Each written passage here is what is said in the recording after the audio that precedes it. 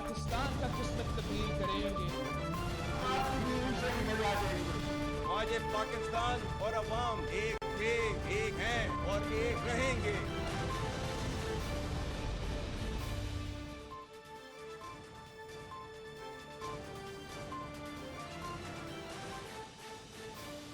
जी अस्सलाम वालेकुम। प्रोग्राम में आज चंद मुद्दात के हवाले से बात करेंगे। इसमें सबसे अहम मुद्दा पाकिस्तान तहरीके इंसाफ ने आज एक तो अपने वज़ीर आज़म के नाम का ऐलान कर दिया है।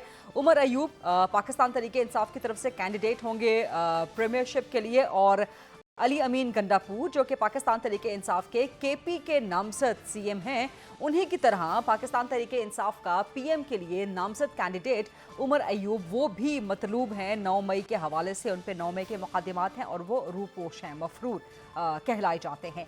सिर्फ यही अपडेट नहीं हुई, इसके अलावा पाकिस्तान तहरीके इंसाफ ने एक सरप्राइजिंग यू टर्न लेते हुए मौलाना फजलुर रहमान से बात करने के लिए हतमी फैसला कर लिया है, और अब से कुछ ही देर के बाद पाकिस्तान तहरीके इंसाफ का एक हाई लेवल डेलीगेशन मौलाना फजलुर रहमान से मुलाकात करेगा। मौलाना के बारे में साबिक वज़ीर आज़म और बानी चेयरमैन पीटीआई क्या क्या कुछ नहीं कहते रहे, वो सब रिकॉर्ड पे है, और उसको रेसिप्रोकेट भी किया मौलाना ने। लेकिन इस वक्त जो हालात बन चुके हैं, ख़ासतौर पे मौलाना फजलुर रहमान की प्रेस कॉन्फ्रेंस के बाद, और जहाँ पे उन्होंने एस्टैब्लिशमेंट पे शदीद तनकीद की, तो पाकिस्तान तहरीके इंसाफ ने लगता है कि इसको वेलकम किया है। बहरहाल अगर पाकिस्तान तहरीके इंसाफ सियासी सिस्टम में रहते हुए बातचीत करने पे आमादा हो चुकी है, और कुछ ऐसे मामलात के लिए कि जिन मामलात का फ़ायदा इवेंचुअली अवाम को हो, तो इसको वेलकम करना चाहिए। लेकिन इसके अलावा अगर कोई मफादात हैं तो उस पर फिर तनकीद भी होगी, सवालात भी उठेंगे। आज खबर ये भी आई पहले कि पाकिस्तान पीपल्स पार्टी के साथ भी राब्ता करने के लिए पीटीआई तैयार है। बाद में इसकी हल्की फुल्की तरदीद भी आई, लेकिन पीपल्स पार्टी से पूछते हैं कि क्या वो पाकिस्तान तहरीके इंसाफ से किसी भी वक्त आने वाले मुस्तकबिल में बात कर सकती है। मेरे साथ मौजूद हैं पाकिस्तान पीपल्स पार्टी के सीनियर मरकजी सरकर्दा रहनुमा सैयद नासिर हुसैन शाह साहब। अस्सलाम वालेकुम नासिर हुसैन शाह साहब, बहुत शुक्रिया प्रोग्राम के लिए वक्त देने पे। पाकिस्तान तहरीके इंसाफ की तरफ से खबर ये आई कि वो पीपल्स पार्टी के साथ बात करने को तैयार है, फिर बाद में कहा गया कि नहीं, हमने ऐसा कोई फैसला नहीं किया। लेकिन बहरहाल पीटीआई लग रहा है कि डिवाइडेड है, और कहीं ना कहीं पीपल्स पार्टी के साथ बात हो सकती है, आजकल में हो सकती है, आने वाले दिनों में हो सकती है, आने वाले सालों में हो सकती है, कुछ भी कहा जा सकता है। लेकिन क्या पीपल्स पार्टी कभी भी पीटीआई से बात करने को तैयार होगी किसी भी वक्त में, और क्या पीपल्स पार्टी पीटीआई साथ चल सकते हैं? नासिर हुसैन शाह साहब। अल्लाहुम्मा सल्ली अला मोहम्मद व आले मोहम्मद। देखें, पाकिस्तान पीपल्स पार्टी जमहूरी पार्टी है और हमारे दरवाजे सबके लिए खुले हैं, और हम सब से बात करना चाहते हैं, और पीपल्स पार्टी करती है, और हमारी मफाहमत की पॉलिसी है। आपने देखा होगा जो अभी प्रेस कॉन्फ्रेंस थी उस दिन, जब प्रेसिडेंट आसिफ अली ज़रदारी साहब चौधरी शुजात साहब के यहाँ गए थे जी, तो उन्होंने कहा कि जो इस वक्त मुल्क की सूरत हाल है, सबको मिलकर चलना चाहिए। इवन उन्होंने कहा कि पीटीआई को भी ऑन बोर्ड लें जी। तो हमें तो कोई आर नहीं है, ये उनकी तरफ से ही इस तरह के फैसले उल्टे सीधे आते हैं। कभी वो कहते हैं हम किसी के साथ बात करने के लिए तैयार नहीं है, आज फिर उनकी ये बात आ गई है कि वो बात करने के लिए तैयार है। फ्री एंड फेयर इलेक्शन आ गया तो पीपल्स पार्टी भी चाहती थी, और हमेशा हमारा ही रहा है ये मौक़िफ़ कि इलेक्शन, हम तो शुरू में 90 डेज़ की बात किया करते थे, चलें अब अल्हम्दुलिल्लाह 8 फरवरी को इलेक्शन हो गए, और फिर उस पर ज़रूर इफ़ एंड बर्ड्स हैं, पीपल्स पार्टी को भी रिजर्वेशंस हैं, लेकिन अब उसका हल क्या है? क्या अब इस तरह की सूरत हाल पैदा की जाए कि मुल्क में जो पहले ही बहुत सारे मसाइल हैं उनमें इजाफा हो? तो पीपल्स पार्टी ने तो इसके लिए कहा कि गैर मशरूत तौर पर वो नून लीग को गवर्नमेंट फॉर्म करने के लिए सपोर्ट कर रही है, ताकि ये जो क्राइसिस है, जो हुकूमत नहीं बन सक रही थी पीपल्स पार्टी के बिना, तो हमने तो इस हद तक गए हैं कि चलें एक फॉर्मेशन हो जाए और फिर जो हालात हैं वो बेहतर हो। ठीक है शाह साहब, इसका मतलब यह है, आपके जवाब से मतलब यह निकल रहा है कि पीपल्स पार्टी ने जो फैसला किया कि वज़ीर आज़म के वोट के लिए उम्मीदवार नून लीग को देगी, वो तो हतमी है, उसमें कोई तब्दीली नहीं है। लेकिन इसके अलावा दीगर मामलात पे अगर कभी मुस्तकबिल में पाकिस्तान तहरीके इंसाफ आपसे रब्ता करती है तो उसके लिए आप तैयार हैं, लेकिन जो वज़ारत उज़्मा का वोट है पीपल्स पार्टी का, वो नून के लिए हतमी है, इसमें कोई यू टर्न नहीं है। جی اس وقت تک تو جو بات ہو چکی ہے اس لحاظ سے ہماری بات تو حتمی ہے، اور پی ٹی آئی کی یہ بات ابھی سامنے آئی ہے، اور اس میں بھی آپ کو پتہ ہے کہ مختلف قسم کے بیانات آتے ہیں، لیکن جو ایک چیز ہو گئی اس سے تو ہم یو ٹرن نہیں لیں گے، اور جو ہماری کمیٹی بنی ہوئی ہے جس کی آج بھی میٹنگ ہوئی، کل بھی ہوئی، جو سفارشات یا جو چیزیں آپس میں ڈسکشن کرنی ہے اس پہ بات چیت ہو رہی ہے، لیکن ہم تو پاکستان کے لیے، پاکستان کی عوام کے لیے یہ ایک کڑوا گھونٹ کہہ لیں یا جس طرح کی بھی صورتحال ہے اس کو قبول کرتے ہوئے ہم نے کہا کہ آگے چلنا چاہیے، آگے بڑھنا چاہیے تاکہ ملک میں استحکام آئے، اور جو یہ صورتحال اس وقت ہے اس میں اگر سب لوگ ہی شروع ہو جائیں گے تو مزید حالات خراب ہوں گے۔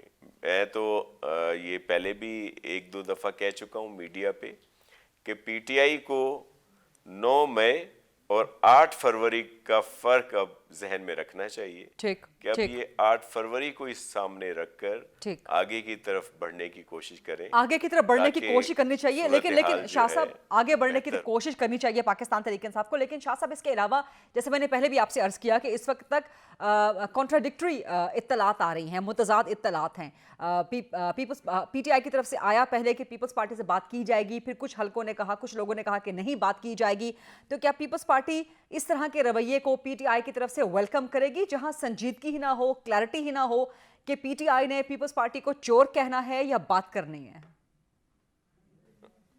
دیکھیں اسد کیسر صاحب کی ایک اپنی وہاں پہ پوزیشن ہے پارٹی میں، اور وہ خان صاحب سے مل کے آئے ہیں، تو جو انہوں نے بات کی اس میں کافی وزن ہے، لیکن جو دوسری بات آپ کہہ رہی ہیں جو سیف صاحب کا یا کچھ اور بیان آ رہے ہیں وہ اتنے نہیں ہیں، لیکن ان سب چیزوں کے علاوہ میں کہہ رہا ہوں کہ ہم نے تو ایک بیٹھ کے آپس میں ملک کی بہتری کے لیے ایک فیصلہ کر چکے ہیں، اس سے تو ہم یو ٹرن نہیں کریں گے۔ ہم پی ٹی آئی کے ساتھ بات ضرور کر سکتے ہیں کہ آئیں اس دھارے میں شامل ہوں اور بہتری کی طرف چلیں، آپ کے ساتھ جہاں جہاں زیادتی ہوئی ہے اس کا ازالے کی بات کی جا سکتی ہے، اس کی اس بات میں ان کو کہا جا سکتا ہے کہ بھائی جو قانونی طریقہ کار اپنا کر اس چیز کو بہتر کیا جا سکتا ہے، اس پہ تو ہم بات کرنے کے لیے پاکستان پیپلز پارٹی ہمیشہ تیار رہی ہے۔ آپ کو یاد ہوگا کہ 2018 کے جب الیکشن ہوئے تھے، جب یہی صورتحال اور خان صاحب کو بہت ساری سیٹیں مل گئی تھیں اور باقی سب احتجاج کر رہے تھے، even P M L N اور جے یو آئی ایف جو ہے وہ حلف لینے کے لیے تیار نہیں تھے، وہ پارٹیسپیٹ ہی نہیں کرنا چاہ رہے تھے پارلیمانی اس میں، تو پیپلز پارٹی نے ہی ان کو اس بات پہ کہا کہ آپ آئیں اور اس کا حصہ بنیں اور پھر آگے بات بنے۔ تو اب وہی بات ہم پی ٹی آئی سے بھی کہیں گے کہ ایک سلسلہ الیکشن ہو گئے، اب اس کو آگے بڑھایا جائے، اور پارلیمانی یہ پہلے خود ہی یہ پارلیمان سے نکل گئے تھے، اگر اس وقت بھی وہاں پہ ہوتے جیسے چیئرمین صاحب نے کہا تو پھر ان کو یہ ضرور حق حاصل ہوتا کہ جو بھی نومینیشن ہوتے ہیں کیئر ٹیکر گورنمنٹ کے دیگر۔ اچھا شاہ صاحب یہ بتائیں کہ پاکستان تحریک انصاف اگر پیپلز پارٹی سے بات کرنے کے لیے آگے آتی ہے اور اپوزیشن کے ایسے معاملات پہ بات کرتی ہے کہ جہاں پہ انہیں آپ کی سپورٹ کی ضرورت پڑتی ہے، تو کیا پیپلز پارٹی حکومت میں رہتے ہوئے اپوزیشن بھی کرے گی، پی ٹی آئی کو سپورٹ بھی کرے گی کچھ ایسے معاملات پہ؟ بیکاز آپ لوگوں نے کہا کہ ایشو ٹو ایشو ہم چلیں گے، تو کوئی ایسا ایشو جہاں پر پی ٹی آئی اپوزیشن کے لیے آپ سے سپورٹ مانگے تو کیا آپ دو کشتیوں کے سوار ہوں گے؟ پیپلز پارٹی وفاق میں حکومت بھی کر رہے ہوں گے، اپوزیشن کے ساتھ بھی چل رہے ہوں گے؟ دیکھیں بہت سارے جو جلسے تھے چیئرمین بلاول بھٹو زرداری صاحب کے، جس میں انہوں نے ہر دفعہ یہ بات کی کہ ہمیں وہ پرانی جو طرز سیاست ہے اس کو چھوڑنا پڑے گا، کہ جو کسی بھی گورنمنٹ کو ڈی اسٹیبلائز کرنے کی کرتے ہیں، ہم سپورٹ کریں گے جو بھی گورنمنٹ بنتی ہے اس کی اچھی چیزوں کو، اور اگر کوئی ایسی چیز ہوگی جس کو ہم اپنے منشور کے خلاف سمجھتے ہیں تو ہم ضرور اس کو اپوز کریں گے۔ اب بھی چیئرمین صاحب نے کہا ہے کہ وہ اس وقت کی کرائسس کی صورتحال کو ختم کرنے کے لیے نون لیگ کی سپورٹ کر رہے ہیں، لیکن گورنمنٹ میں وہ شیئرنگ نہیں کریں گے، اور جو بھی بل ہو گئے یا جو بھی پروسیجر ہے اس میں جو مثبت بات ہوگی اس پہ سپورٹ کریں گے. پیپلز پارٹی کبھی بھی اس بات کا حصہ نہیں بنے گی کہ گورنمنٹ کو ڈی اسٹیبلائز کرے, کیونکہ اس وقت ضرورت ہے کہ ایک پراپر طریقے سے گورنمنٹ چلے, رن کرے, کیونکہ جو معاشی صورتحال ہے ہماری وہ اس بات کی ہمیں اجازت نہیں دیتی کہ یہاں پہ کوئی انارکی ہو, کوئی انتشار کی سیاست ہو. تو اس کے لیے پیپلز پارٹی ہر قربانی دینے کے لیے تیار ہے, اور ملک کی بہتری کے لیے ہی ہم نے نون لیگ کی سپورٹ کا جو ہے وہ فیصلہ کیا ہے. تو ہم یہ نہیں کریں گے کہ کل کو پی ٹی آئی کے ان کے ساتھ مل کے اور گورنمنٹ کو گھرانے کی کوشش کریں یا چاہیں کہ یہ ٹاپل ہوں, ایسی بات بالکل نہیں ہوگی. ایک بات اصولی ضرور ہوگی کہ جو چیزیں ہمارے منشور کے اگینسٹ ہوں گی ان کو ہم ضرور اپوز کریں گے. باقی ہر بات میں یہ جو گورنمنٹ ہوگی اس کو سپورٹ کیا جائے گا, غیر مشروط, بغیر کسی وجہ اس کے. یہ آپ نے بڑی اہم بات کر دی ہے ناصر حسین شاہ صاحب کہ پاکستان پیپلز پارٹی کسی بھی ایسی چیز کا حصہ نہیں بنے گی جو کہ گورنمنٹ کو ٹاپل کر سکے, آنے والی گورنمنٹ کو, اور گورنمنٹ کو ڈی اسٹیبلائز کرنے والے کسی احتجاج کا حصہ بھی نہیں بنے گی. یہ بڑی اہم خبر ناصر حسین شاہ صاحب نے دی ہے.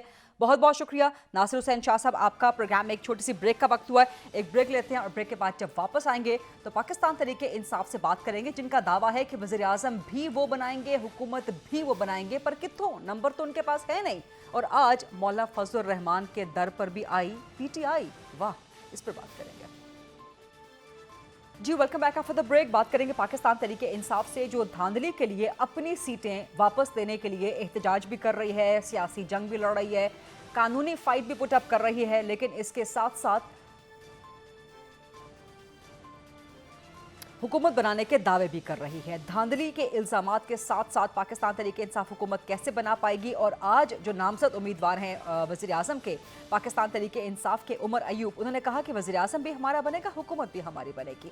انہی معاملات پہ پاکستان تحریک انصاف سے بات کرتے ہیں. میرے ساتھ موجود ہیں پاکستان تحریک انصاف کی مرکزی سرکردہ رہنما مہربانو قریشی, جو اپنا حلقہ بھی لڑ رہی ہیں اور اپنے والد کے لیے قانونی جنگ بھی لڑ رہی ہیں. مہربانو صاحبہ, آپ کے اپنے حلقے کی جنگ کے حوالے سے ہم ضرور بات کریں گے. دھاندلی پہ احتجاج بھی اناؤنس کر دیا پاکستان تحریک انصاف نے ابھی ہفتے کے روز, لیکن حکومت کیسے بنائیں گے؟ ابھی تو آپ لوگ لڑ رہے ہیں اپنی سیٹیں حاصل کرنے کے لیے دھاندلی کے الزامات کے تحت, نمبرز ابھی آپ کے پاس پورے ہیں نہیں, حکومت کیسے بنائیں گے آپ لوگ؟ السلام علیکم فریدہ, بہت شکریہ مجھے مدعو کرنے کا. دیکھیے, اس وقت ایک مفلوج پارلیمان ہے, کسی کے پاس بھی نمبرز موجود نہیں ہیں. اگر تو نون لیگ حکومت بناتی ہے تو ایک اقلیتی حکومت ہوگی. آپ دیکھ چکی ہیں جیسے پیپلز پارٹی نے شاید حامی تو بھری تھی ووٹ دینے کی, مگر وہ ان کے ساتھ ٹریجری بینچز پہ بیٹھنے کے لیے راضی نہیں ہے. تو اس وقت تو سب بات چیت ہی کر رہے ہیں, اینڈ ایز دے سے politics is the art of the possible, تو کچھ بھی ممکن ہو سکتا ہے. لیکن آپ کے مقابلے پہ مسلم لیگ نون اور پیپلز پارٹی تو اتحاد کر چکے ہیں اور اپنے ساتھ ایم کیو ایم کو ملا چکے ہیں, کاف کے ساتھ ملا چکے ہیں, نمبرز تو پورے کر چکے ہیں. میرے خیال میں کوئی حتمی بات نہیں ہوئی ہے. آپ دیکھ سکتی ہیں, میں نے بھی آج سوشل میڈیا پہ دیکھا, میں مصروف تھی اپنے کاموں میں اور پھر میں سفر کر رہی تھی, کہ پیپلز پارٹی کی طرف سے تو ویلکم کیا جا رہا ہے. میرے خیال میں, مجھے نہیں پتا اس بات میں کتنی صداقت ہے, مگر اگر ایک افواہ بھی پھیلائی گئی کہ پاکستان تحریک انصاف پیپلز پارٹی سے گفتگو کرے گی, تو پیپلز پارٹی تو اس پہ انہوں نے لبیک بولا ہے, تو شاید وہ بھی اتنا راضی نہیں ہے نون لیگ کے ساتھ بیٹھنے کے لیے. تو دیکھیے آگے کیا ہوتا ہے. پاکستان تحریک انصاف سے یہ کانٹرڈکٹری خبریں آ رہی ہیں کہ پیپلز پارٹی کے ساتھ بیٹھنا ہے, نہیں بیٹھنا ہے, اور یقینی طور پہ کچھ لوگوں نے پیپلز پارٹی کے اندر سے ویلکم کیا ہے. بٹ ابھی ناصر حسین شاہ صاحب تھوڑی دیر پہلے میرے ساتھ موجود تھے, آپ سے پہلے ہی, وہ کہتے ہیں کہ جی ہم نے حتمی فیصلہ کیا ہے وزیر اعظم کا ووٹ دینے کا نون کو, وہاں سے ہم اپنا فیصلہ موڑیں گے نہیں, وہاں سے ہم اپنا فیصلہ ہٹائیں گے نہیں. تو ٹھیک ہے جی, میں آپ کو صرف ایک چیز بتا دوں, پاکستان تحریک انصاف کا جو موقف ہے وہ ہے کہ ہمارے پاس اکثریت پارلیمان میں ہے. اس وقت اگر انہی نشستوں پہ بھی دیکھا جائے تو ہمارے پاس سب سے زیادہ نشستیں بھی ہیں, مگر ہمارا جو ماننا ہے کہ اگر آپ فارم 45 کے مطابق رزلٹ جاری کریں تو پاکستان تحریک انصاف وہ واحد جماعت ہے جو سنگولیرٹی میں حکومت بنا سکتی ہے. تو اگر ابھی نہیں تو 3 ماہ بعد سے ہی بنے گی پاکستان تحریک انصاف کی حکومت, اور اسی پارلیمان میں بنے گی. Very interesting. अभी धांधली के खिलाफ एहतजाज हफ्ते को अनाउंस कर दिया है पाकिस्तान तहरीक इंसाफ ने, पुरअमन एहतजाज की कॉल दी है।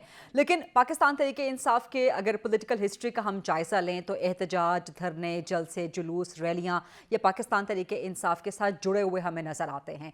तो इस दफ़ा सिस्टम ने अगर मौका दिया है एक बार फिर पाकिस्तान तहरीक इंसाफ को, आप नहीं समझती कि ये सड़कों की सियासत छोड़ के पार्लियामान के अंदर की सियासत, एक मुस्बत सियासत, तामीरी सियासत और निज़ाम को आगे बढ़ाने की सियासत होनी चाहिए? जी, बिल्कुल खरीदा और हम वो कर रहे हैं। देखिए, हम पार्लियामान में जाने से इनकारी नहीं हैं। हमने तो पहले ये भी मौक़िफ़ अपनाया था कि अगर हमें पार्लियामान में ऑपोज़िशन में बैठना पड़े, हम बैठेंगे और हम एक ऑपोज़िशन के तौर पे बख़ूब अपना किरदार अदा करेंगे। हमारी जो ये ठीक। लड़ाई है या जद्दोजहद है इस डाके के खिलाफ जो अवाम के मैंडेट पे पड़ा है, ठीक। वो हम कानूनी कार्रवाई कर रहे ठीक। हैं। अगर हम एक पीसफुल प्रोटेस्ट करते हैं, तो इसका ये मतलब नहीं है कि हम सड़कों पे निकल आए ठीक। और हम शटर डाउन या पहिया जाम करें। ठीक। हमारी असल लड़ाई जो है वो अदालत में ही लड़ी जाएगी। आपके सामने है, आज हम सब ईसीपी में जा चुके हैं। मैं आपके सामने मैं भी आज ईसीपी में अपनी अपील दायर कर चुकी हूँ शवाहिद के साथ। इस बार देखिए, सिर्फ एक इल्ज़ाम तराशी नहीं हो रही यहाँ पर। हम ठोस सबूत के साथ ईसीपी के पास गए हैं ठीक। और हमारा मानना यही है कि पहले मैंने समझा था कि शायद एक क्लेरिकल एरर होगा और मैंने इलेक्शन कमीशन ऑफ पाकिस्तान को मौका दिया कि वो उसको दुरुस्त कीजिए। मगर मैं आई एम डिसअपॉइंटेड कि आरओ साहब ने तो मेरी रिकाउंट की दरखास्त ठीक। लेना गुज़ेरी नहीं समझा, वो मुझे ठीक। मिले ही नहीं। ठीक। उसके बाद उनकी तरफ से कोई जवाब नहीं आया। तो इस राइट। वक़्त हम पूरे शवाहिद लेकर राइट। ईसीपी में गए हैं। शवाहिद लेके इस दफ़ा आप लोग गए हैं, सिर्फ ज़बानी कलामी, इल्ज़ाम तराशी नहीं है। वेरी क्विक, बिकॉज मेरे पास टाइम बिल्कुल कम रह गया है। JUIFA के साथ आप लोग एक गुफ्तगू करने जा रहे हैं और धांधली के खिलाफ एहतजाज पे मुश्तरका लाएअमल शायद आ सकता है। How do you feel about it? क्योंकि JUIFA के बारे में जितना सख्त स्टैंड खुद इमरान खान का पाकिस्तान तहरीक इंसाफ का रहा है, क्या ये एक ऑकवर्ड यू टर्न नहीं है? नहीं जी, ये यू टर्न बिल्कुल भी नहीं है, क्योंकि खान साहब ने जब जेल से एक पैगाम भेजा था, तो उन्होंने कहा था हम हर जमात से बात करने के लिए तैयार हैं। उन्होंने 3 को एक्सक्लूड इसलिए किया था कि नून पीपल्स पार्टी और MQM ये मौक़िफ़ अपनाए हुए थे कि इलेक्शन शफ़ाफ़ हुए। मगर हमारा असूली मौक़िफ़ है कि अगर आप भी हमारे साथ इस असूल पर यकीन रखते हैं कि इलेक्शन शफ़ाफ़ नहीं है, इसमें बेज़ाब्तियाँ हैं, तो हम उस एक नुक्ते पर आपसे ज़रूर गुफ्तगू करेंगे। अगर पीपल्स पार्टी आज भी कह देती है कि वो इस बात से इनकारी नहीं कि ये शफ़ाफ़ इंतखाब नहीं थे और वो मानते हैं कि इसमें बेज़ाब्तियाँ हुई हैं, तो हम उनसे भी बात करेंगे। राइट। बहुत बहुत शुक्रिया मेहरबान कुरैशी साहिबा। प्रोग्राम में आगे बढ़ते हैं। JUIFA के मरकजी रहनुमा, सरकर्दा रहनुमा अल्लामा राशिद सोमरो साहब मेरे साथ मौजूद हैं। अल्लामा राशिद साहब, आपको आवाज़ आ रही है? जी बिल्कुल, मुझे आवाज़ आ रही है। बहुत शुक्रिया मेहरबानी प्रोग्राम के लिए वक्त निकालने पे। पाकिस्तान तहरीक इंसाफ का वफ्द या तो आपके पास पहुंच चुका है या आज रात पहुंचने वाला होगा। ना सिर्फ पाकिस्तान तहरीक इंसाफ, इमरान खान मौलाना फजलुर रहमान के बारे में इंतहाई सख्त ज़बान, नाजेबा ज़बान इस्तेमाल करते रहे, बल्कि वो रेसिप्रोकेट भी होती रही। यहाँ तक कि मौलाना साहब ने खुद भी JUIFA भी यहूदी एजेंट करार देती रही। तो क्या ये एक बड़ा ऑकवर्ड यू टर्न नहीं है दोनों साइड से और एक बड़े ऑकवर्ड माहौल में गुफ्तगू नहीं होगी?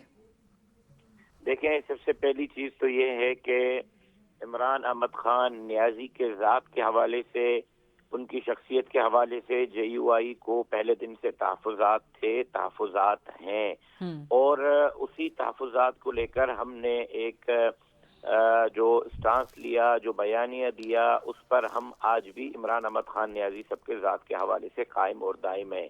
लेकिन उनकी पार्टी के बाकी जितने लोग हैं, बाकी जितने अफराद हैं, हमने कभी भी किसी के बारे में इस तरह का कोई लफ्ज़ इस्तेमाल नहीं किया जो ख़ास इमरान अहमद खान नियाज़ी के हवाले से हमारे जमात के खदशात थे या हैं। अगर आज PTI का वफ़द आ रहा है मौलाना फजलुर रहमान साहब के घर पर, तो सबसे पहले हम उनसे इसी चीज़ का पूछेंगे कि उस हवाले से जो हमें इमरान अहमद खान नियाज़ी के हवाले से खदशात हैं, जो हमारा मौक़िफ़ है, उस हवाले से उनका क्या कहना है। ये देखें, जमहूरियत का हुस्न यही होता है। काश के जब मौलाना फजलुर रहमान साहब ने आज से 16 साल पहले ये बात की थी, तूफ़ान बदतमीज़ी बर्पा करने के बजाय इसी तरह एक मुलाकात का सिलसिला किया जाता और एक आलिम दीन खुद नहीं, एक लाखों उलमा और मुफ्तियान और हुफ़ाज़ और मजहबी जमात के सरबराह की तरफ से इल्ज़ाम था, तो उसको दूर करना उनकी जिम्मेदारी थी कि वो इस हवाले से हमारे खदशात। अच्छा, ये फरमाइए कि आज की मुलाकात का एजेंडा क्या होगा और क्या मौलाना और خان صاحب مل کے چل سکتے ہیں؟ کیا پاکستان کی سیاست یہ انہونی بھی ہوتی ہوئی دیکھ لے گی؟ اور اس کے علاوہ جے یو آئی فے کو، مولانا کو تو تحفظات یہی ہیں کہ جن سیٹوں پہ جے یو آئی فے ہاری ہے وہاں پہ تحریک انصاف کے امیدوار جیتے ہیں، تو شکوہ تو دھاندلی کا آپ کا پی ٹی آئی سے ہے، اب انہی کے ساتھ بیٹھ کے ہمارا نہیں خیال کہ عمران احمد خان نیازی کے ساتھ جے یو آئی کوئی زیادہ ایک بہت گہرا اتحادی بن کر چل سکتی ہے. یہ میرا ایک ذاتی خیال ہے کہ نہیں، ایسا ممکن نہیں ہوگا. لیکن جہاں تک آپ بات کر رہی ہیں، ہمیں شکوہ پی ٹی آئی سے نہیں ہے، نہ ہمیں شکوہ مسلم لیگ نون سے ہے، نہ ہمیں شکوہ ایم کیو ایم سے، نہ ہمیں شکوہ پاکستان پیپلز پارٹی سے ہے. ہمیں شکوہ تو ان سے ہے جنہوں نے یہ الیکشن مینیج کیے ہیں، جنہوں نے یہ الیکشن کروائے ہیں، جن کا اس الیکشن میں کردار رہا ہے، چاہے وہ الیکشن کمیشن ہو، چاہے وہ عدلیہ ہو، چاہے وہ اسٹیبلشمنٹ ہو. ہمیں شکوہ ان سے ہے کہ ہماری جیتی ہوئی سیٹیں بھی ہمیں ہروائی گئی ہیں، باقیوں کے لیے سب کچھ مینیج کیا گیا. ہم تو آپ سے مینیج نہیں مان رہے کہ ہماری جماعت کو مانگ رہے کہ ہمیں مینیج کیا جائے. ہم تو صرف اتنا مانگتے ہیں کہ ہمارا جو حق ہے وہ بھی سلب کیا گیا ہے، اور وہ کیوں کر سلب کیا گیا، اس کی وجوہات کیا ہے. ٹھیک ہے، بہت بہت شکریہ علامہ راشد سومرو صاحب پروگرام میں بات کرنے کے لیے. ایک بریک کا وقت ہوا ہے پروگرام میں، بریک لیتے ہیں، اس کے بعد پھر واپس آتے ہیں.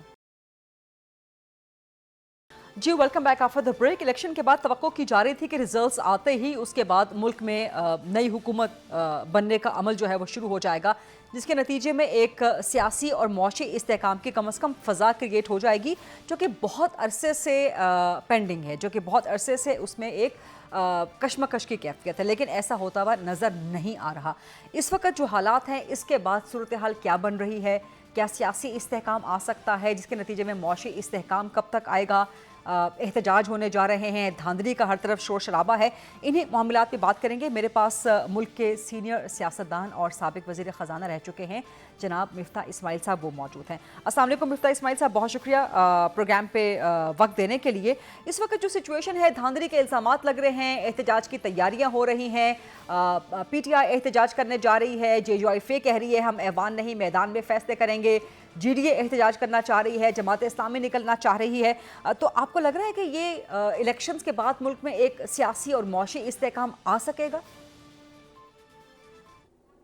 غریزہ، پاکستان میں کوئی الیکشن ایسا نہیں ہوا ہے جس پہ کہ نتائج جو ہیں وہ منوہن قبول کیے گئے ہوں اپوزیشن سے یا ہارنے والوں سے. 70 میں بھی تو خیر مجیب الرحمان صاحب، شیخ مجیب الرحمان بنگلہ دیش سے جیت گئے تھے، بنگال سے، ایسٹ پاکستان سے، بھٹو صاحب ویسٹ پاکستان سے جیت گئے تھے، مگر پھر ان کو حکومت نہیں دی گئی مجیب الرحمان صاحب کو. 77 کے الیکشن کے بعد آپ کو پتا ہے کہ 4 مہینے کے اندر اندر ماشاء اللہ آ گیا تھا، اور پھر نان پارٹی بیسس پہ تھے. پھر ہر الیکشن میں، اور پچھلے الیکشن میں آپ کو پتا ہے 2018 میں جو آر ٹی ایس بند کرے تھے، اس کے بعد بہت مسلم لیگ والے اور فضل الرحمان صاحب، مولانا جے یو آئی والے تو چاہ رہے تھے کہ حلف بھی نہ اٹھائیں، لیکن پھر پیپلز پارٹی والے جو کہ سندھ جیتے ہوئے تھے، انہوں نے کہا نہیں حلف اٹھائیں، تو پھر سب نے حلف اٹھا لیا. لیکن مسلم لیگ کا یہ ایک بیانیہ تھا، اور میں سمجھتا ہوں کہ پروزن بیانیہ تھا، کہ 18 کے انتخابات میں آر ٹی ایس بند کرنے کے بعد رزلٹس چند سیٹوں پہ چینج کیے گئے، اور کراچی میں مثال کے طور پہ ایم کیو ایم کو کچھ سیٹیں لے کر پی ٹی آئی کو دی گئی تھی. اس بار لوگ کہتے ہیں کہ شاید 18 سے بھی زیادہ ہوا ہے، اور کافی سیٹیں پی ٹی آئی سے لے کر دوسری پارٹیوں کو دی گئی ہیں. پھر مولانا صاحب نے ایک اور بات کی ہے. تو لیکن میرے خیال سے جب حکومت سازی کا عمل پورا ہو جاتا ہے اور نئی حکومت آ جاتی ہے، اور یہ اگر پارٹیز میجورٹی کے ساتھ کورٹ سے کام شروع کر دیتی ہیں، جن کے پاس فارم 45 ہیں جو یہ سمجھتے ہیں کہ تصدیق شدہ ہیں، اور اس کے علاوہ ان کی میجورٹی ہے، تو میرے خیال سے کافی جو ہیں وہ فیصلے آ سکتے ہیں جلد کورٹوں کے. لیکن مفتاح اسماعیل صاحب نے کہا کہ آپ نے کہا کہ اگر ایسا ہو جائے، یہ اگر ایک بہت بڑا اف ہے. اب صورتحال یہ ہے کہ شہباز شریف جو کہ وزیر اعظم کے امیدوار ہیں، ممکنہ طور پر شاید بن بھی جائیں، انہوں نے ایک بار پھر میثاق معیشت کی بات تو کی ہے، لیکن میثاق مفاہمت کی بھی آفر کر دی ہے.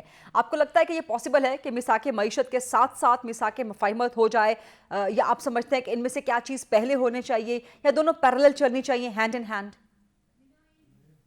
मीसाक मईशत तो हो ही नहीं सकता है जब तक कि मीसाक रिकन्सिलिएशन या मीसाक मुफाहमत ना हो। ठीक। और रिकन्सिलिएशन करने के लिए अगर आप पीटीआई को इस वक्त हुकूमत से बाहर रखते हैं और आप हुकूमत बनाना शुरू कर देते हैं, और पीटीआई की जाहिर है कि इस रिजल्ट्स के हिसाब से भी पीटीआई सबसे बड़ी जमात है, मुस्लिम लीग नहीं है। तो अगर आपने ट्रूली रिकन्सिलिएशन करना है, मैं समझता हूँ तो वो एक कौमी हुकूमत या नेशनल गवर्नमेंट की तरफ जाना चाहिए। अच्छा। और उसके अंदर आप सबको रिकन्साइल करें और आप बोलें कि चलो यार ये 1.5-2 साल के लिए हुकूमत चलाते हैं, जो आइन में तब्दीलियां करनी है वो करते हैं, मईशत को थोड़ी सी एक सीधी सिम पे लेके जाते हैं और फिर 2 साल बाद फिर इलेक्शन करवा देंगे। तो इससे एक नेशनल रिकन्सिलिएशन का प्रोसेस आता है। ठीक। और ये अगर नून हुकूमत भी बना लेती है फिर भी नून का ये मेरे ख्याल से मौक़िफ़ हो सकता है कि हम आपसे बात करने के लिए तैयार हैं, रिकन्साइल करने के लिए तैयार हैं, आपको हुकूमत में हिस्सा देने के लिए तैयार हैं। ठीक। और आपसे जो आईनी तरामीम की बात करनी है, जो मुल्क की इंटरेस्ट में बात करनी है, इसमें तो कोई दो राय नहीं है ना कि हर पार्टी अब समझती है कि आईएमएफ से डील करनी है। हर पार्टी अपना इसमें पॉइंट ऑफ व्यू दे सकती है और फिर उसके बाद मिलकर अच्छा, ये मिफ्ता इस्माइल साहब, ये आईएमएफ डील की जो आप बात कर रहे हैं, मेरा नेक्स्ट क्वेश्चन इसी हवाले से था कि अगर मुल्क में एक तरफ एहतजाज हो रहे हैं, प्रोटेस्ट हो रहा है, इलेक्शन अंडर क्वेश्चन आ चुका है, सो मच सो कि अमेरिका तक कह चुका है, जिसका आईएमएफ में बड़ा किरदार है कि पाकिस्तान के इलेक्शन के रिजल्ट्स की इन्वेस्टिगेशन होनी चाहिए, तो क्या आप समझते हैं कि इस सूरत हाल में पाकिस्तान के लिए आईएमएफ का प्लान हासिल करना कितना आसान होगा? किस किस्म के प्लान में पाकिस्तान को जाना पड़ सकता है आईएमएफ के?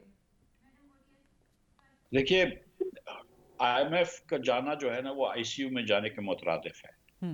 जब आपकी तबीयत इतनी खराब हो जाती है कि खुदा खास्ता आपको बहुत डर लग जाता है तो फिर आप आईसीयू जाते हैं। उसका कोई प्लान बी नहीं होता, उसका कोई और अल्टरनेट नहीं होता, उसका कोई और कोई दूसरा चारा नहीं होता, तब आप आईएमएफ में जाते हैं। इसलिए आईएमएफ में जाना तो ज़रूरी है। यहाँ पे सियासी इस्तेकाम हो या ना हो, यहाँ पे जमहूरी हुकूमत हो या ना हो, आईएमएफ में जाना ज़रूरी है, वरना पाकिस्तान खुदा न खास्ता बड़ी मुश्किल में फंस सकता है। तो एक ये बात तो तय है। और आपको पता है कि कोई भी हुकूमत आएगी, किसी भी पार्टी की हुकूमत हो, किसी भी इदारे की हुकूमत हो, आईएमएफ में जाना मस्ट है। तो आईएमएफ में जाना तो एक तरफ ज़रूरी है। आईएमएफ आपसे मुश्किल कंडीशंस देगा। आपको पहले तो आईएमएफ को ये शो करना है कि हम सीरियस हैं रिफॉर्म्स के बारे में, कि हम इस नहज पे पहुंच गए हैं, हम समझते हैं कि इसमें हमने गलतियां की और हम सीरियस हैं और हम रिफॉर्म्स करने के लिए तैयार हैं। आईएमएफ को आपको एक प्रेजेंट करना पड़ेगा, एक स्टांस कि we are willing and ready and willing and understand the importance of reforms. और उसके बाद आईएमएफ इस बार टारगेट्स तो मेरे ख्याल से थोड़े से होंगे। एक टैक्स बढ़ाने के टारगेट होगा, प्राइमरी सरप्लस के टारगेट्स होंगे, फॉरेन एक्सचेंज रिजर्व बढ़ाने के टारगेट्स होंगे। ये 3 टारगेट्स तो अपनी जगह होंगे ही, लेकिन जो असल मेरे ख्याल से आईएमएफ का इस बार वो होगा, वो स्ट्रक्चरल चेंज पे होगा, जिसमें निजकारी की बात करेगा और दीगर बातें करेगा कि जिससे सेक्युलर डेफिसिट हमारा जो है, जो हर हफ्ते, हर महीने, साल में बढ़ता है, उसको कम करने की कोई तरीका करें। तो आईएमएफ पे जाना तो बहुत ज़रूरी है, कोई भी हुकूमत हो। तो ये मेरे ख्याल से अव्वलीन तरजीह होनी चाहिए और इसके अंदर थोड़ा सा इसको हमने डिवोर्स कर देनी चाहिए, सियासत को और मईशत को। और जो सियासी लीडरान हैं, जो वज़ीर आज़म हैं या दीगर वज़रा हैं, वो कर रहे हों सियासत, लेकिन एक जो फाइनेंस के जो वज़ीर हैं और जो दीगर इकोनॉमिक मिनिस्ट्रीज़ के वज़रा हैं, पावर का, पेट्रोलियम, एनर्जी, इनको और कॉमर्स वगैरह को, इनको जो है वो आईएमएफ पे कॉन्सेंट्रेट करना चाहिए। यानी कि मईशत को सियासत से दूर कर देना चाहिए। एक और सवाल आपसे अहम कि आज गैस 60% से ज़्यादा महंगी कर दी गई है, बिजली इससे पहले महंगी हो चुकी है, मजीद महंगी होने जा रही है, पेट्रोल डीजल की प्राइसेस मजीद महंगी होंगी। तो इन सब चीज़ों के साथ साथ आवाम को अगर रिलीफ नहीं मिल रहा तो जो नई आने वाली हुकूमत है वो आईएमएफ के साथ किन टर्म्स पर निगोशिएट करेगी, गिवन दैट शहबाज शरीफ कह चुके हैं कि आईएमएफ के पास जाएंगे तो मजीद सख्त फैसले करने पड़ेंगे। तो आवाम को रियलिस्टिक टर्म्स में क्या बताना चाहिए कि आईएमएफ का प्लान कितना सख्त होगा और पाकिस्तान के पास कितना लेवरेज है कि आईएमएफ के साथ ऐसा प्लान करे कि अवाम को रिलीफ दिया जा सके, या बिल्कुल पॉसिबल नहीं है ये? बहन देखें, पहले तो इस बात का तयन करें कि रिलीफ क्या होता है। अगर बैनुल-अक़वामी मंडी में पेट्रोल महंगा हो जाता है, ब्रेंट महंगा हो जाता है, तो हुकूमत पाकिस्तान अगर यहाँ सस्ता करता है तो उसका जो डिफरेंस है वो पैसे कहाँ से आएंगे? हुकूमत अपना टैक्स कम कर सकता है या हुकूमत नुकसान कर सकता है। अगर हुकूमत नुकसान करता है या टैक्स कम करता है तो हुकूमत चलाने के पैसे कहाँ से आएंगे? वो तो वैसे ही ऑलरेडी मकरूज है, तो वो पैसे और छापता है। जब वो पैसे और छापता है तो उससे महंगाई बढ़ती है, उससे आटा बढ़ता है, उससे चीनी बढ़ती है, उससे सब्जी बढ़ती है, उससे गोश्त बढ़ता है। अब हमने ये देखा है कि जो वैसे पेट्रोल की आप बात करें कि 90% या 80% पेट्रोल जो है वो 40% अमीर तरीन पाकिस्तानी इस्तेमाल करते हैं। तो आप पेट्रोल की सब्सिडी देते हैं तो उसका जो वजन है वो तो सारे पाकिस्तानियों के ऊपर पड़ता है। हमने ये करके देख लिया ना कि जब भी हमने ये मसनूई तौर पर चीजें सस्ती करने की कोशिश की है, महंगाई बढ़ गई। पिछले 15 महीनों के अंदर 25% से ज्यादा महंगाई है। पिछली फरवरी के अंदर इस साल पिछले साल इस माह में 35% ईयर ऑन ईयर इन्फ्लेशन था। मई फरवरी मार्च अप्रैल में 4 महीनों तक रहा, जब तक कि हमने IMF से साइन नहीं करा। 35% के ऊपर इन्फ्लेशन रहा। तो ये पहले सोचना है कि आपने किस तरह आप कीमत कम करेंगे। आज बिजली की अगर आप कीमत कम करते हैं जी। मिसाल के तौर पे ओवरऑल बिजली की कीमत, तो वो पैसे कहाँ से आएंगे? अब या तो आप क्रॉस सब्सिडी कर दें कि भाई आप अमीर लोगों की बिजली और मजीद महंगी कर दें, सनत की बिजली और मजीद महंगी कर दें, गरीब लोगों की ठीक। बिजली ना बढ़ाएं, गरीब लोगों की बिजली सस्ती कर दें। वो ठीक। हुकूमत ऑलरेडी कर रही है, आप मजीद कर दें। लेकिन अगर आप क्रॉस सब्सिडी नहीं करते तो फिर आपको कर्ज लेना पड़ेगा, जिससे ओवरऑल महंगाई होगी। और अगर आप क्रॉस सब्सिडी करते हैं तो फिर आपको ये सोचना पड़ेगा कि हम ऑलरेडी 1.5 गुना या 2 गुना पैसों पे बिजली बेच रहे हैं अपनी सनत को, और इससे महंगी करेंगे तो फिर वो बरामदात कैसे बढ़ेगी? फिर वो जो हमारे सनत के अंदर जो हमारे वर्करान नौकरी करते हैं, जिससे रोजगार उनको आता है, उसका क्या होगा? ठीक। इसी तरह जब आप गैस महंगी करते हैं, सनत की गैस महंगी और कर दी है मेरे ख्याल से मजीद कल, ठीक। उसके अंदर LNG का अलग वो डालते हैं, तो आप जो है वो बांग्लादेश से और हिंदुस्तान से 2 गुना पे ज्यादा पे आप गैस बेच रहे हैं। तो इन सनत का क्या होगा? और सनत बंद हो जाएगी तो फिर नौकरियों का क्या होगा? और जिन सनतों ने हजारों अरबों रुपए का इन्वेस्टमेंट कर रखा है, कि जिनके एयर कंडीशनर्स गैस से चलते हैं या हीट रिकवरी से चलते हैं, बॉयलर्स हीट रिकवरी से चलते हैं, उन सनत का कल क्या होगा? ठीक। तो बहुत सारी ऐसी चीजें हैं जिसके अंदर हमको ये बात समझनी होगी कि हम जब ये पॉपुलिस्ट मेजर लेते हैं, जब हम ये कहते हैं कि मैं डॉलर सस्ता कर देता हूँ, भाई डॉलर सस्ता कैसे करते हो? मार्केट में आप डॉलर डालते हैं स्टेट बैंक के अंदर तो जाके सस्ता होता है। कहीं ना कहीं से आप उसकी सप्लाई बढ़ाते हैं या थोड़ी सी डिमांड कम करते हैं। लेकिन अगर आपने सप्लाई बढ़ाई है डॉलर की, कर्ज लेकर डॉलर के अंदर मार्केट में डाला है, तो वो ठीक। कहाँ से आया? वो कर्ज कौन वापस करेगा? हम ही वापस करेंगे ना। राइट। तो बेसिकली आप ये कह रहे हैं कि आज के दिन मैं चीजें सस्ती रखना चाहता हूँ, लेकिन अपनी जो आगे वाली पीढ़ी है, जो आने वाली नस्लें हैं, मैं उनको ठीक। मजीद मकरूज कर रहा हूँ। ठीक। ठीक। साथ साथ आप ये कह रहे हैं कि मैं बरामदात को मुश्किल कर रहा हूं क्योंकि एक्सपोर्टर को राइट। कम पैसे मिलेंगे, लेकिन मैं दरामदात को आसान कर रहा हूं। राइट। तो ये चीजें अब हमको जरा इसके थिंक थ्रू करना पड़ेगा। ये राइट। इस किस्म के नारेबाजी की सियासत के अलावा हमको जाके देखना पड़ेगा ठीक। कि हम जब पाकिस्तान को इस नैच पे लेके आ गए, ये 75 साल से ये बड़ी अहम बातें हैं मिफ्ता इस्माइल साहब आपसे, और इन्हीं बातों पे इंशाल्लाह आपके साथ डिबेट कंटिन्यू रहेगी अगले प्रोग्राम में भी, किसी और प्रोग्राम में भी। फिलहाल बहुत बहुत शुक्रिया मिफ्ता इस्माइल साहब। ये था आज का प्रोग्राम। आई सी यू इंशाल्लाह ऑन मंडे ऑन GTV। अल्लाह हाफिज़।